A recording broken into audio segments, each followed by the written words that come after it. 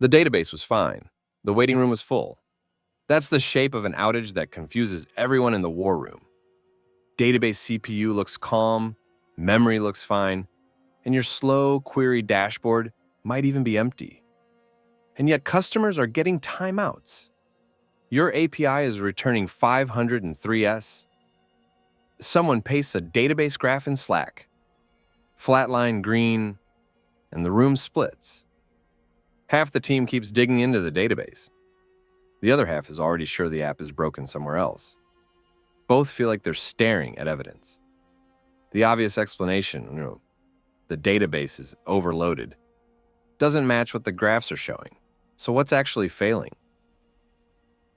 If you've been on call for this, you recognize the first hour. You grep logs for connection refused. You check replication lag. You ask whether anyone deployed. Everything about the database says it's fine, because in an important sense it is. The database isn't melting down. Queries that do get a connection can still be fast. The failure isn't that the database stopped answering, it's that your application stopped getting through to it reliably. Before you can see why, you need one mechanism that lives inside your application, not inside the database server. Most apps don't open a brand new database connection on every request. That would be expensive. TLS handshakes, authentication, memory on both sides. Instead, the app keeps a small set of connections open and reuses them. A fixed number of seats in a waiting room. When a request needs the database, it checks out a seat. When it's done, it checks the seat back in. That reusable set is what engineers call a connection pool. Here's the detail that changes how you read timeouts. Checking out a seat isn't just for the moment your school query runs. The seat stays yours for the whole life of the request handler. Everything your code does while it's holding that connection. If the handler calls an external API, generates a PDF, or runs 3 queries in a row, the seat stays checked out through all of it. The database might only be busy for a few milliseconds. But from the pool's point of view, that request is occupying a slot the entire time. Watch one request arrive. It asks the pool for a connection. The pool hands over slot 4. The query itself is fast. Then the handler waits on something slow before returning the connection. While slot 4 is still checked out, another request comes in. Then another. Each one borrows a slot. If your pool has 20 slots and 21 requests arrive at once, the 21st doesn't get an error from the database. It simply waits in line inside your application. That's the failure mode people miss. Pool exhaustion is not a database crash. It's a queue forming inside your application. The database can be perfectly healthy while your app threads stack up, waiting for a connection that isn't coming back fast enough. So make the mechanism concrete with a simple example. Say your pool size is 20. 25 requests hit a slow endpoint at the same time. Each holds a slot for several seconds. 20 get seats immediately, and 5 have to wait. When the wait exceeds your pool timeout, those 5 fail, often with errors that look exactly like a database problem. That might show up as unable to acquire connection, a gateway timeout, or just a 503. The postmortem team opens Grafana, sees green database graphs, and can easily spend the first 20 minutes looking in the wrong place. You can empty the pool without a traffic spike at all. Just hold time. A recent technical write-up by Drozd describes the pattern well.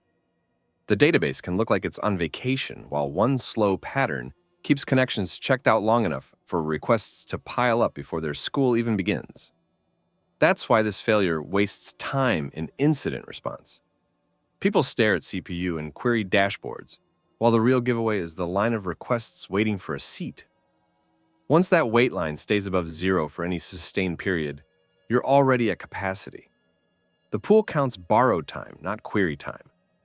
February 2026. CoderDen published a postmortem for a Severity 1 outage that lasted about 45 minutes. Their PostgreSQL server hit its connection limit. 14 background workers, crane jobs mostly, were each holding a connection. That alone consumed most of the pool before user traffic even spiked. Then a subtle bug made it worse. Code that read database rows and never closed the result set. Each leak permanently occupied a slot, a seat that never checked back in. New user-facing requests couldn't get a connection. The database itself was still responding when a connection was available. The app wasn't. Their monitoring had already flagged pool utilization crossing 70%. By the time users felt the outage, the waiting room had been full for a while. So what did teams try first? Raise the pool size, raise max_connections on the server, add more application servers to handle the load. Each of those can feel like the right move in the moment, and each can miss the point. Every replica of your application carries its own pool. 4 pods with a pool of 50 each isn't 50 connections to the database. It's 200 competing for whatever ceiling the server allows. That is the fleet-wide math people miss when they scale the app faster than they revisit the connection budget. And past a certain point, more connections don't make the database faster. They just move the queue somewhere harder to see. Throughput rises with parallelism up to a point, then falls as too many connections fight for the same CPU and memory. Queuing work in a controlled pool can finish sooner than opening the floodgates. Pools exist partly to protect the database from that flood, which means exhaustion in the app is often the cost of that protection, not proof the protection failed. There's a cruel twist on the way out. Buttondown, an email newsletter platform, published a postmortem in March 2026 describing 2 connection ceiling incidents in one day. The first time, the database was healthy, CPU and memory fine, but they hit their connection limit and requests failed.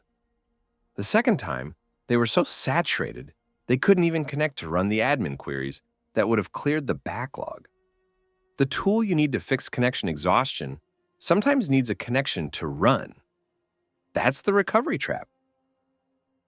So if green database graphs don't rule out pool exhaustion, what should you actually watch?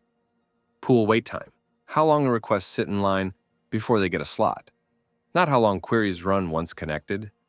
If your pool exposes pending connection requests, watch that too. Utilization.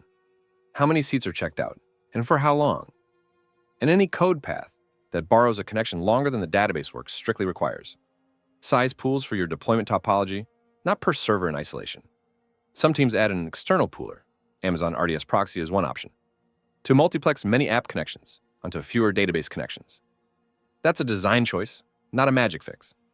The trade-off stays the same. The database was fine. The waiting room was full. When every seat is borrowed and nothing checks back in, the outage is a queue, not a crash. Watch the waiting room.